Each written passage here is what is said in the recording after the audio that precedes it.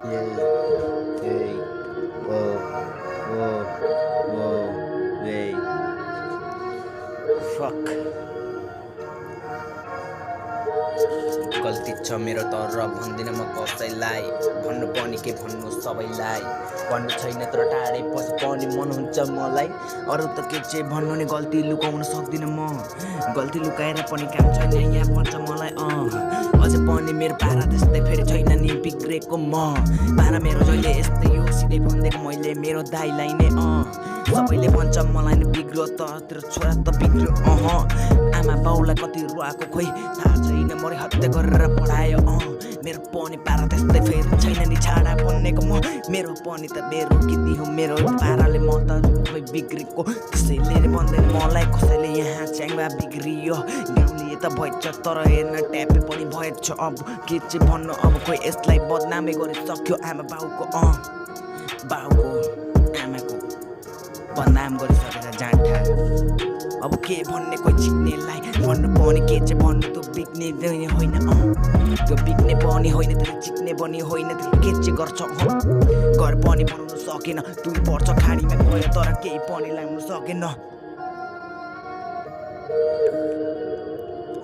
केही पनि सकेन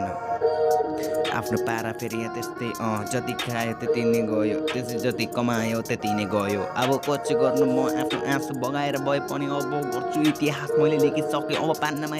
म पनि आउँछु भाइ 2026मा मैले गाएँ अब भाइहरूको किल हान्ने टाइम आइसक्यो ब्रो हामी त यस्तै हो ब्रो त्यसैले नै भन्दैछु टाढा बस्नु मसँग चुप लागेर बस्नु त होइन नि म त तँसँग जिस्केको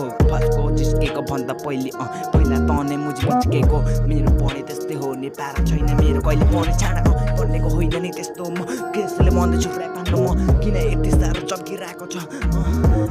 बाउले जस्तो कपाल पाल्यो फेरि हिपहप ड्रेस अनि घाँटीमा सिक्री हाल्यो अब के चाहिँ भन्ने बाउ छोरा उता बिग्रिरहेको छ भनिरहेको छ तपाईँ सबै खायो अरे अनि त्यस्तै खरेर सुनेछ फेरि अब कसले भनिदियो थाहा छैन त्यसलाई भेट्यो भने छोडिदिने फेरि